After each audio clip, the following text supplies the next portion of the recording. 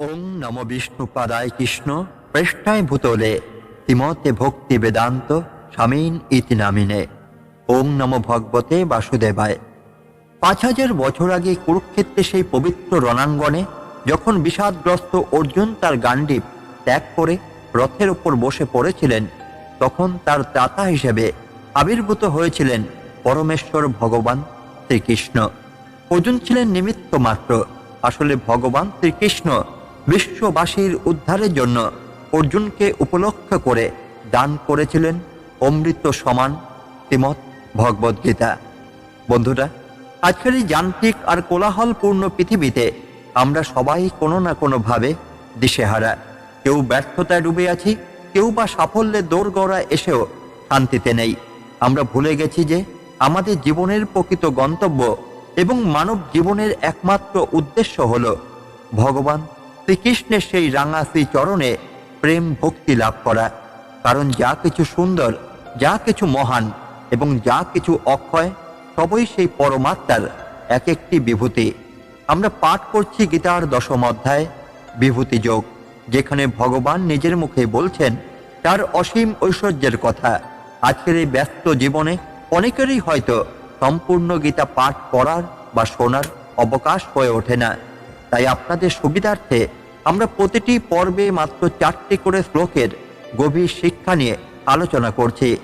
এর আগের ভিডিওতে আমরা 1 থেকে 20 নম্বর শ্লোক পর্যন্ত আলোচনা করেছি, যেখানে আমরা জেনেছি ভগবানই সমস্ত সৃষ্টির আদি। যদি সেই পর্বটি মিস করে থাকেন, তবে নিচে ডেসক্রিপশন বক্সে দেওয়া লিঙ্কে গিয়ে অবশ্যই দেখে নেবেন। আজকের এই বিশেষ পর্বে আমরা প্রবেশ করতে চলেছি বিভূতি যোগের অত্যন্ত গুরুত্বপূর্ণ একটি অংশে। আজ আমরা পাঠ ও ব্যাখ্যা করব শ্লোক নম্বর 21 থেকে 24। এখানে আমরা জানব কেনই শ্রীকৃষ্ণ আদিত্যদের মধ্যে বিষ্ণু এবং জ্যোতিষ্কদের মধ্যে প্রদীপ্ত সূর্য। আমরা জানব কেন তিনি আমাদের ইন্দ্রিয়গুলের মধ্যে মন এবং আমাদের প্রাণের ভেতরে চেতনা, কেন তিনি ধ্বংসে রুদ্রদের মধ্যে পরম কল্যাণময় শঙ্কর, আর কেনই বা তিনি আমাদের বুদ্ধির গুরু, বৃহস্পতি এবং রণকৌশলের সেনাপতি স্কন্দ। এই 4টি শ্লোক কেবল মন্ত্র নয়, এগুলো আপনার জীবনের দৃষ্টিভঙ্গি বদলে দেওয়ার চাবিকাঠি। যদি আপনি আপনার ভেতরের অসীম সম্ভাবনাকে চিনতে চান, যদি বুঝতে চান এই মহাবিশ্বের বিশালত্বের মাঝে আপনার অস্তিত্ব ঠিক কোথায়, তবে আজকের ভিডিওটি শেষ পর্যন্ত গভীর মনোযোগ দিয়ে শুনুন। আসুন কৃষ্ণের মুখ থেকে নিঃসৃত সেই অমৃত বাণী শ্রবণ করি, যা আজও আমাদের প্রতিটি পদক্ষেপে প্রাসঙ্গিক করে তোলে। শুরু করছি আজকের পাঠ, গীতার অমৃতধারা। শ্রীমদ্ ভগবদ্ গীতার বিভূতি যোগের এই 21 নম্বর শ্লোকটি অত্যন্ত তাৎপর্যপূর্ণ। এখানে শ্রীকৃষ্ণ অর্জুনকে জানাচ্ছেন যে যা কিছু শ্রেষ্ঠ, যা কিছু তেজস্বী এবং যা কিছু সৃষ্টির মূলে, তাই তিনি। আদিত্য নামহং বিষ্ণু জ্যোতিষাং রবিং সুমান মরিচির্মরত্তমাংশে নক্ষত্রানামহং শশে। আমি দ্বাদশ আদিত্যের মধ্যে বিষ্ণু, জ্যোতিষ্কদের মধ্যে আমি প্রদীপ্ত সূর্য, আমি মরুদগণের মধ্যে মরিচি এবং নক্ষত্র মণ্ডলীর মধ্যে আমি চন্দ্র। আজকে জগতের প্রেক্ষাপটে এই শ্লোকের গুরুত্বপূর্ণ শিক্ষা ও মহাভারতের প্রেক্ষাপট এই শ্লোকটি কেবল কৃষ্ণের আত্মপরিচয় নয়, বরং একজন মানুষের জীবন দর্শনের চাবিকাঠি। অর্জুন যখন লক্ষ্য ভেদ করতে যেতেন, তিনি কেবল পাখির চোখই দেখতেন। কৃষ্ণের শিক্ষা ছিল সবকিছুর মধ্যে যা সর্বোত্তম, যেমন আদিত্যের মধ্যে বিষ্ণু, তাকেই লক্ষ্য করো। আজকের প্রাসঙ্গিকতা হলো বর্তমান প্রতিযোগিতামূলক বিশ্বে আমরা অনেক সময় গড়পড়তা হয়েই সন্তুষ্ট থাকি।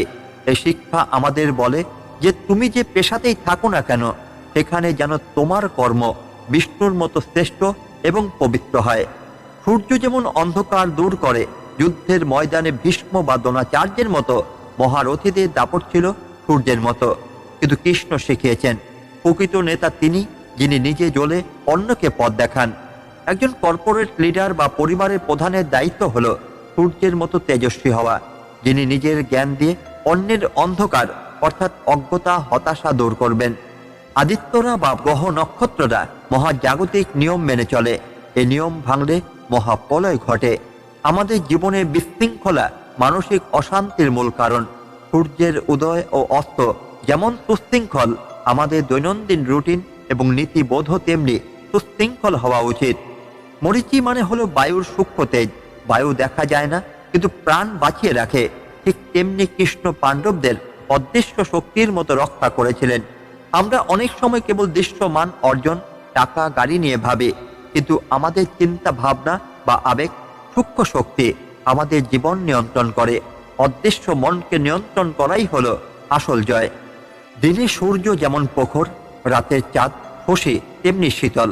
কৃষ্ণ কুরুক্ষেত্রে কখনো কাল ভৈরব, আবার কখনো বাঁশিবাদক। আধুনিক জীবনের স্ট্রেস বা মানসিক চাপ অনেক বেশি। সূর্যের মতো কঠোর পরিশ্রমের পর চাঁদের মতো স্নিগ্ধ মানসিকতা রাখা প্রয়োজন। কাজের জায়গায় কঠোর এবং পরিবারে কোমল হওয়া শিক্ষা এখান থেকেই আসে। কুরুক্ষেত্রে 18টি অক্ষহীনী সেনা ছিল, অসংখ্য রাজ্য ছিল, কিন্তু কৃষ্ণ সবাইকে একই সূত্রে গেঁথেছিলেন। একটি সমাজ বা টিমে বিভিন্ন ধরনের মানুষ থাকে। এই শ্লোক শেখায় যে প্রত্যেকের মধ্যে ইচ্ছে সবাইকে সম্মান দিয়ে একটি লক্ষ্যে কাজ করাই হলো প্রকৃত ধর্ম। অর্জুন যখন অহংকার করেছিলেন যে তিনি শ্রেষ্ঠ ধনুর্ধর, কৃষ্ণ তাকে শিখিয়েছিলেন যে এই দক্ষতা অর্জুনের নয়, বরং পরমাত্মার বিভূতি মাত্র। মানুষ যখন সাফল্য পায় তখন অহংকারী হয়ে ওঠে। এই শ্লোক মনে করিয়ে দেয়, তোমার প্রতিভা বা সাফল্য আসলে প্রকৃতির একটি দান, তুমি কেবল সেই শক্তির প্রকাশ মাত্র। কৃষ্ণ অর্জুনকে বিশ্বরূপ দেখে প্রমাণ করেছিলেন যে সব কিছুর উৎস তিনি। ইন্টারনেটের যুগে আমাদের মনোযোগ হাজার দিকে ছড়িয়ে পড়ে। নক্ষত্রদের মধ্যে যেমন চন্দ্র প্রধান, আমাদেরও জীবনের প্রধান লক্ষ্য বা ভীষণের ওপর স্থির থাকা উচিত। যুদ্ধের আগে অর্জুন বিষাদগ্রস্ত ছিলেন। কৃষ্ণের জ্ঞান সূর্যের মতো অর্জুনের মনের অন্ধকার দূর করেছিলেন। ডিপ্রেশন বা বিষণ্ণতা আজকের বড় সমস্যা। কৃষ্ণের এই জ্যোতিষ্মান সত্তার চিন্তা আমাদের মনে আশার আলো জ্বালাতে সাহায্য করে। দুর্যোধন কেবল বাহ্যিক বলই দেখেছিলেন, কিন্তু পাণ্ডবরা কৃষ্ণের অভ্যন্তরীণ ঐশ্বরিক বলকে আঁকড়ে ধরেছিলেন। আমাদের প্রত্যেকের মধ্যে আদিত্য, সূর্য বা চন্দ্রের মতো অমিত সম্ভাবনা আছে। নিজের ছোট সীমাবদ্ধতায় আটকে না থেকে নিজের ভেতরের বিশালতাকে চেনা এই শ্লোকের শেষ শিক্ষা। মহাভারতে কৃষ্ণ অর্জুনকে যে শিক্ষা দিয়েছিলেন তা কেবল যুদ্ধের রণকৌশলই ছিল না, তা ছিল জীবনের বিজ্ঞান। আজকের দিনেও যখন আমরা লক্ষ্যভ্রষ্ট হই বা হতাশ হই, তখনই এই শ্লোক আমাদের মনে করিয়ে দেয় আমাদের প্রত্যেকের মধ্যেই একটি সূর্য আছে যা উজ্জ্বল হতে জানে, একটি চন্দ্র আছে যা শান্তি দিতে জানে, আর এক অসীম বিষ্ণু আছে যা অসাধ্য সাধন করতে জানে। শ্রীমদ্ ভগবদ গীতার বিভূতি যোগের এই 22 নম্বর শ্লোকটি মানুষের মনস্তত্ত্ব এবং শ্রেষ্ঠত্বের এক অনন্য দলিল। এখানে শ্রীকৃষ্ণ তার দিব্য বিভূতির আরো গভীরে গিয়ে বলছেন, বেদানাং সামবেদ হস্মি দেবানামস্যি শ্বাসব ইন্দ্রিয়ানাং মনশ্চাস্মি ভূতানামস্যি চেতনা। আমি বেদ সমূহের মধ্যে সামবেদ, দেবতাদের মধ্যে আমি ইন্দ্র অর্থাৎ বাসব, ইন্দ্রিয় সমূহের মধ্যে আমি মন এবং জীবকুলের মধ্যে আমি চেতনা অর্থাৎ জীবন শক্তি। আজকের জগতের প্রেক্ষাপটে গুরুত্বপূর্ণ শিক্ষা ও মহাভারতের কাহিনী এই শ্লোকটি মূলত আমাদের ভেতরের সফটওয়্যার বা মানসিক অবস্থাকে নিয়ন্ত্রণ করার শিক্ষা দেয়। সামবেদ হল সঙ্গীত ও সুরের আধার। কুরুক্ষেত্রের যুদ্ধের আগে যখন অর্জুন ভেঙে পড়েছিলেন, তখনই কৃষ্ণ তাকে জ্ঞানের কথা শুনিয়েছিলেন এক বিশেষ ছন্দে, যা তার অস্থির মনকে শান্ত করেছিল। বর্তমানের কোলাহলপূর্ণ জীবনে মানুষ শান্তি খুঁজছে। এই শিক্ষা বলে যে জীবনের কর্কশ পরিস্থিতিতেও সামবেদের মতো সুর বা ছন্দ বজায় রাখা জরুরি। সঙ্গীত বা মেডিটেশন আমাদের বিক্ষিপ্ত মস্তিষ্ককে সুশৃঙ্খল করতে সাহায্য করে। বাসব বা ইন্দ্র হলেন দেবতাদের রাজা। মহাভারতে অর্জুন ছিলেন ইন্দ্রের পুত্র। ইন্দ্রের কাজ হলো বৃষ্টি দিয়ে পৃথিবীকে রক্ষা করা এবং শৃঙ্খলা বজায় রাখা। সমাজে যারা উচ্চ পদে আছেন তাদের মনে রাখা উচিত যে ক্ষমতা মানে ভোগ নয়, ক্ষমতা মানে দায়িত্ব। ইন্দ্রের মতো একজন লিডারকে প্রতিকূলতার মাঝেও সবার সুরক্ষা নিশ্চিত করতে হয়। কৃষ্ণ বলছেন ইন্দ্রিয়দের মধ্যে তিনি মন। মহাভারতের যুদ্ধে রথটি ছিল দেহ, 5টি ঘোড়া ছিল, 5টি ইন্দ্রিয়, আর লাগামটি ছিল মন। ভারতে কৃষ্ণ অর্জুনকে শিখিয়েছেন যদি মন নিয়ন্ত্রণে থাকে তবেই লক্ষ্যভেদ সম্ভব। আজকের দুনিয়া সোশ্যাল মিডিয়া বা আসক্তির কারণে আমাদের ইন্দ্রিয়গুলো বিপথে যায়। এই শ্লোক শেখায় যদি মনকে জয় করতে পারো তবেই তুমি তোমার জীবনের সফল সারথি হতে পারবে। মন হলো ইঞ্জিনের মতো, এটি ঠিক থাকলে পুরো জীবন ঠিক থাকবে। কুরুক্ষেত্রের ময়দানে ভীষ্মের মতো মহাবীর থাকাও সত্ত্বেও পাণ্ডবরা জিতেছিল, কারণ তাদের পক্ষে ছিল কৃষ্ণের চেতনা বা সঠিক বিচার বুদ্ধি। আমরা রোবটের মতো কাজ করে যাই, কিন্তু সচেতন থাকি না।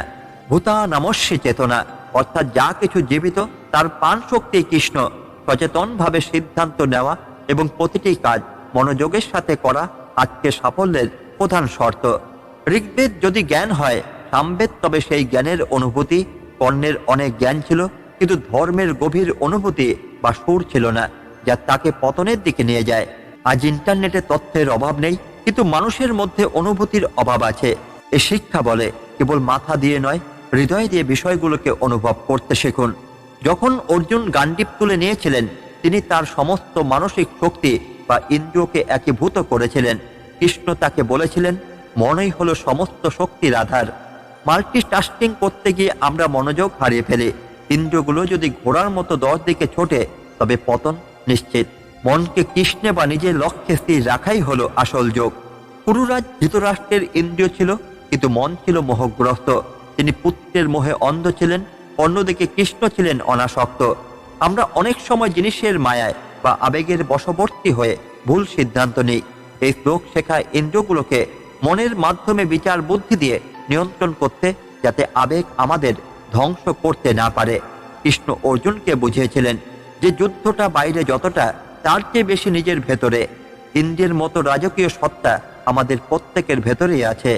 আত্মবিশ্বাসের অভাব আজকে তরুণ প্রজন্মের বড় সমস্যা। নিজেকে দুর্বল ভাবার বদলে নিজের ভেতরের বাসব বা ঐশ্বরিক তেজকে জাগিয়ে তোলা প্রয়োজন। অভিমন্যুর মৃত্যুর পর অর্জুন ভেঙে পড়েছিলেন, তার চেতনা লুপ্ত প্রায় ছিল। কৃষ্ণ পুনরায় তার ভেতর চেতনা সঞ্চার করেন। ব্যর্থতা আমাদের জীবনের তেজ কেড়ে নেয়, কিন্তু মনে রাখতে হবে, আমাদের ভেতরে যে চেতনা বা প্রাণ শক্তি আছে, তা খোদ ঈশ্বরের অংশ। তাই কোনো ব্যর্থতাই তাই হতেই পারে না। শ্রীকৃষ্ণ শুধু যোদ্ধাই ছিলেন না, তিনি ছিলেন বাঁশি বাদক। সামবেদ যেমন সঙ্গীতময়, কৃষ্ণের জীবনে ছিল আনন্দময়। জীবন মানে শুধু যান্ত্রিকভাবে টিকে থাকাই নয়, জীবনের রস, সৌন্দর্য এবং শিল্পকে উপভোগ করা উচিত। সামবেদের মতো আনন্দময় জীবনই হলো প্রকৃত ধার্মিক জীবন। শ্রীকৃষ্ণের এই শিক্ষা আমাদের মনে করিয়ে দেয় যে আমরা কেবল রক্ত মাংসের শরীর নই, আমরা হলাম ছন্দ অর্থাৎ সামবেদ, আমরা হলাম অপরাজেয় সাহস অর্থাৎ ইন্দ্র, আমরা আমাদের সংকল্পিত মন এবং আমরাই অবিনশ্বর চেতনা। মহাভারতের এই দর্শন আজকের অস্থির পৃথিবীতে মানসিক ভারসাম্য বজায় রাখার সবচেয়ে বড় ওষুধ। শ্রীমদ্ ভগবত গীতার বিভূতি যোগের এই 23 নম্বর শ্লোকে শ্রীকৃষ্ণ তার সংহারক, রক্ষক এবং অটল শক্তি স্বরূপ উন্মোচন করেছেন। এই শ্লোকটি আমাদের শেখায় কিভাবে ধ্বংসের মধ্যে সৃজনশীলতা এবং বিশালত্বের মধ্যে স্থিরতা খুঁজে পেতে হয়। রুদ্রানাং শঙ্করাশ্চাস্মি বিত্তেশ যক্ষ রক্ষ শ্যাম বসুনাং পাবকশ্চাস্মি মেরুষি হরিনামহম। আমি রুদ্রগণের মধ্যে শঙ্কর অর্থাৎ শিব, যক্ষ ও রাক্ষসদের মধ্যে আমি বিত্তেশ অর্থাৎ কুবের, আমি অষ্টবসুর মধ্যে পাবক অর্থাৎ অগ্নি এবং পর্বত সমূহের মধ্যে আমি সুমেরু। আজকে জগতের প্রেক্ষাপটে এই শ্লোকের গুরুত্বপূর্ণ শিক্ষা ও মহাভারতের কাহিনী। রুদ্র মানে যিনি সংহার করেন। কুরুক্ষেত্রের যুদ্ধে কৃষ্ণ অর্জুনকে শিখিয়েছিলেন যে পুরাতন এবং অধর্মকে ধ্বংস না করলে নতুনের আগমন সম্ভবই নয়। শিব যেমন অশুভ শক্তি নাশ করে কল্যাণ করেন, কৃষ্ণ তাই করেছিলেন।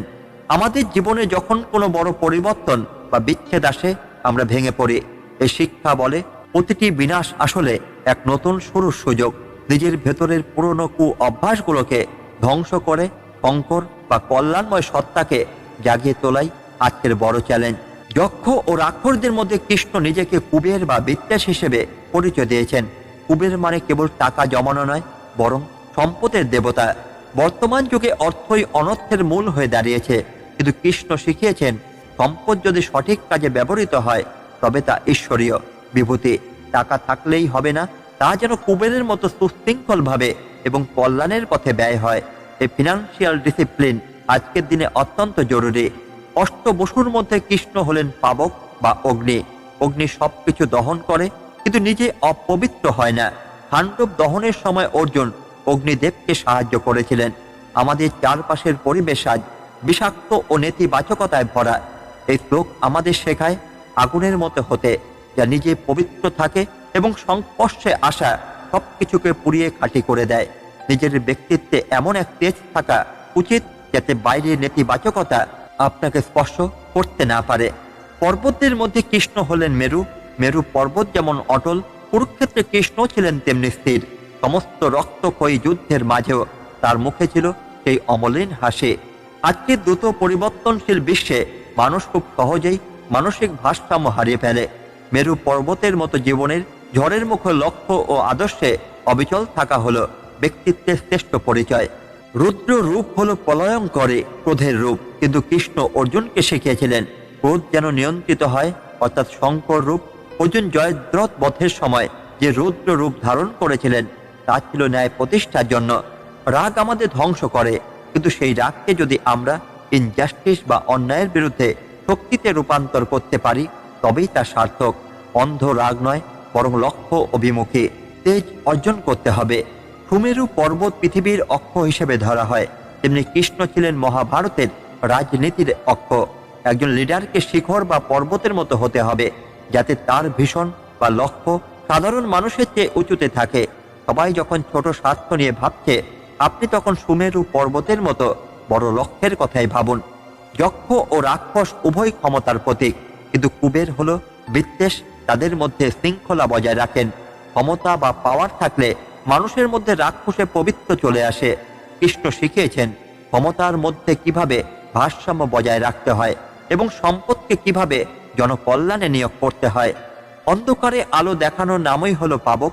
গীতার জ্ঞান ছিল অর্জুনের অন্ধকার জীবনের অগ্নিকাণ্ড, যা মোহকে পুড়িয়ে ছাই করে দিয়েছিল। আমরা বাইরের আলো খুঁজছি, কিন্তু এই শ্লোক বলছে আমাদের ভেতরেই সেই অগ্নিস্ফুলিঙ্গ আছে। ডিপ্রেশন বা কনফিউশনের সময় নিজের ভেতরে সেই ঈশ্বরীয় তেজকে অনুভব করাই আজকের মুক্তির পথ। এই শ্লোকে রুদ্র হলো ভয়ঙ্কর, শঙ্কর শান্ত, কুবের হলো ধনী, অগ্নি হলো তেজস্বী এবং মেরু হলো স্থির। এই বৈচিত্র্যময় গুণের কথা বলা হয়েছে। কৃষ্ণ একধারে রণকৌশলী, প্রেমিক এবং দার্শনিক। আজকের মানুষকে মাল্টি ডাইমেনশনাল হতে হবে। কেবল কেরিয়ার নয়, বরং জীবনবোধ, সম্পদ ব্যবস্থাপনা এবং আধ্যাত্মিকতার সমন্বয় ঘটানোই হলো সফল জীবনের চাবিকাঠি। শিখরদের মধ্যে মেরু যেমন শ্রেষ্ঠ, মানুষের চরিত্র তেমন একটি আভিজাত্য থাকা উচিত। কৃষ্ণ কখনো নিজের মর্যাদা বা মহত্ব থেকে বিচ্যুত হননি। সস্তা জনপ্রিয়তা বা ছোট কাজের লোভে নিজের আত্মমর্যাদা বিসর্জন দেওয়া আজকের যুগে সাধারণ ব্যাপার। কিন্তু এই শ্লোক আমাদের মনে করিয়ে দেয় আমরা যেন পর্বতের মতো উন্নত স্থির হয়ে বাঁচি। শ্রীকৃষ্ণের এই বাণী আমাদের শেখায় যে জীবনের ধ্বংসের সময় আমরা যেন শিবের মতো শান্ত থাকি, আমাদের কর্ম যেন আগুনের মতো পবিত্র হয় এবং আমাদের ব্যক্তিত্ব যেন হিমালয়ের মেরু পর্বতের মতো অটল থাকে। মহাভারতে সেই রণাঙ্গনে অর্জুনকে দেওয়া এই শক্তি আজও আমাদের প্রতিটি দিনের লড়াইয়ে সমানভাবে প্রাসঙ্গিক। শ্রীমদ্ ভগবত গীতার বিভূতি যোগের এই 24 নম্বর শ্লোকে শ্রীকৃষ্ণ তার বুদ্ধি ভিত্তিক রণকৌশলী এবং গাম্ভীর্যের স্বরূপ তুলে ধরেছেন। এই শ্লোকটি আমাদের শেখায় কিভাবে জ্ঞান, নেতৃত্ব এবং মনের গভীরতাকে কাজে লাগিয়ে জীবনের শ্রেষ্ঠত্ব অর্জন করা যায়। পুরোধস্যাং চ মুখ্যং মাং বিদ্ধি পার্থ বৃহস্পতিম সোনানি নামহং স্কন্দ সরসামষ্টি সাগর। হে পার্থ, পুরোহিতদের মধ্যে আমাকে প্রধান বৃহস্পতি বলে জানবে, সেনাপতিদের মধ্যে আমি কার্তিক অর্থাৎ স্কন্দ এবং জলাশয় সমূহের মধ্যে আমি সমুদ্র। আজকের জগতের প্রেক্ষাপটে এই শ্লোকের গুরুত্বপূর্ণ শিক্ষা ও মহাভারতের কাহিনী। বৃহস্পতি হলেন দেবতাদের গুরু এবং পরম জ্ঞানী। কুরুক্ষেত্রের যুদ্ধে পাণ্ডবদের জয়ের মূল কারণ ছিল শ্রীকৃষ্ণের সুচতুর ও প্রাজ্ঞ পরামর্শ। বুদ্ধি যেখানে কাজ করে সেখানে বাহুবল গৌণ হয়ে যায়। বর্তমান যুগে তথ্যের অভাব নেই, কিন্তু প্রজ্ঞার অভাব রয়েছে। যে কোনো কাজ শুরু করার আগে সঠিক মেন্টর বা পরামর্শদাতার গুরুত্ব অপরিসীম। বৃহস্পতির মতো প্রজ্ঞা থাকলে যে কোনো জটিল সমস্যা থেকে মুক্তি পাওয়া সম্ভব।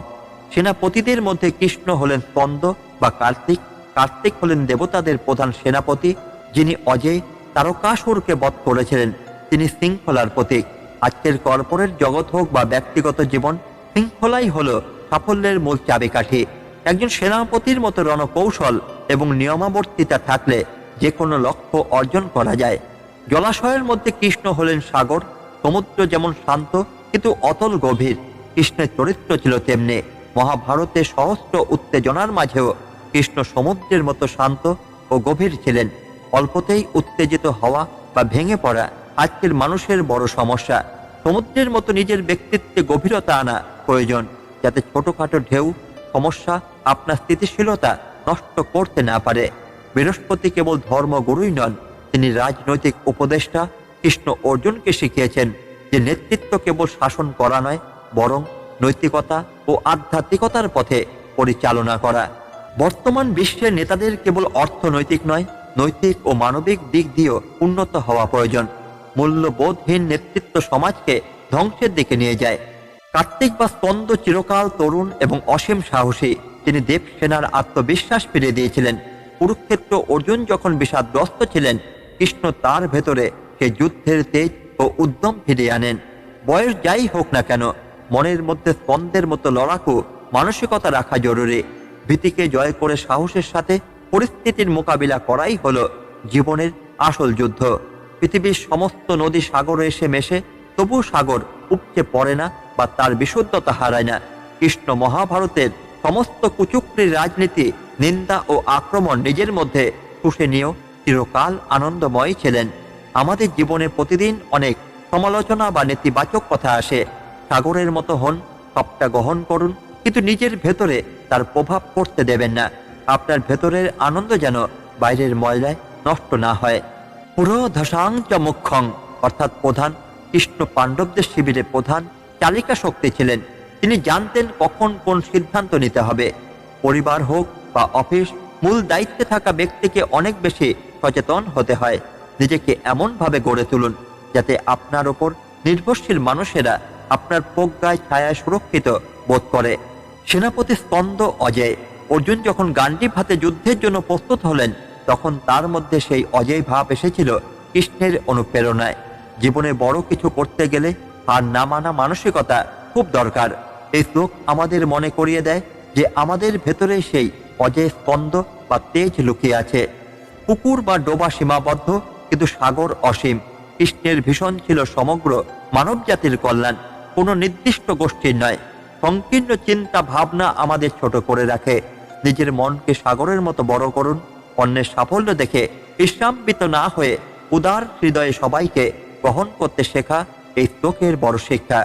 এই শ্লোকে বৃহস্পতি জ্ঞান এবং স্কন্দ হলো কর্ম, উভয়ের সমন্বয় দেখানো হয়েছে।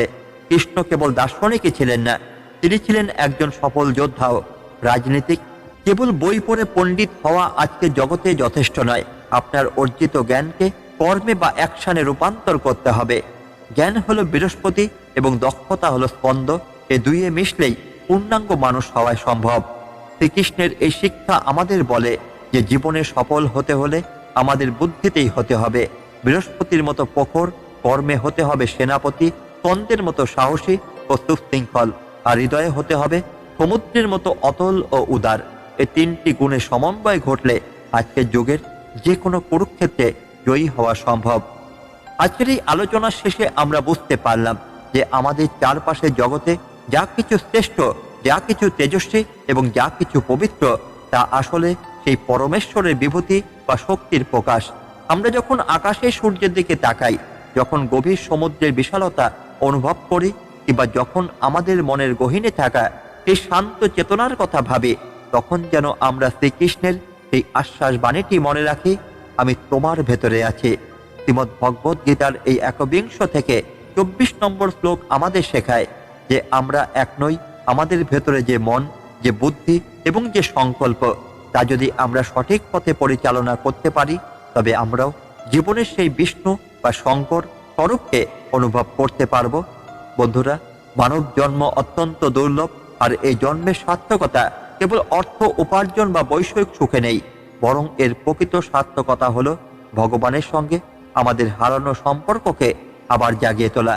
কৃষ্ণের শ্রীচরণের শরণাগতি আমাদের জীবনের সমস্ত ঝড়ের মাঝে একমাত্র আশ্রয়। আশা করি আজকের এই ক্ষুদ্র আলোচনা আপনাদের দৈনন্দিন জীবনের জটিলতায় কিছুটা হলেও আলোকবর্তিকা হিসেবে কাজ করবে। যদি আজকের পাঠ থেকে আপনারা বিন্দু মাত্র শান্তি বা বা অনুপ্রেরণা পেয়ে থাকেন, তবে আমাদের এই প্রচেষ্টা সার্থক।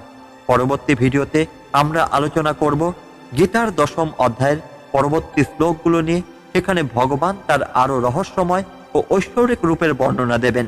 এই পর্বটি মিস না করতে চাইলে এখনই আমাদের চ্যানেল ইতি ভালো কথা সাবস্ক্রাইব করে রাখুন এবং বেল আইকনটি প্রেস করুন, যাতে অমৃত বাণীর পরবর্তী ধারাটি আপনার কাছে সরাসরি পৌঁছে যায়। আপনার মতামত আমাদের কাছে অত্যন্ত মূল্যবান। আজকের আলোচনা আপনার জীবনের কোনো সমস্যার সমাধান দিল বা আপনাকে কিভাবে অনুপ্রাণিত করলো তা কমেন্ট বক্সে অবশ্যই জানাবেন। মনে রাখবেন, আপনার একটি শেয়ার হয়তো অন্য কোনো বিভ্রান্ত আত্মাকে সঠিক পথে সন্ধান দিতে পারে। পরমেশ্বর ভগবান শ্রীকৃষ্ণের কৃপায় আপনাদের সবার জীবন আনন্দময় ও ভক্তিময় হয়ে উঠুক। মনের সব দ্বিধা কাটিয়ে পরম শান্তিতে থাকুন। আজকের মতো এখানেই বিদায় নিচ্ছি। দেখা হবে পরবর্তী পর্বে। ততক্ষণ পর্যন্ত ধন্যবাদ। জয় শ্রীকৃষ্ণ। রাধে রাধে। হরে কৃষ্ণ কৃষ্ণ কৃষ্ণ হরে হরে, হরে রাম রাম রাম হরে হরে।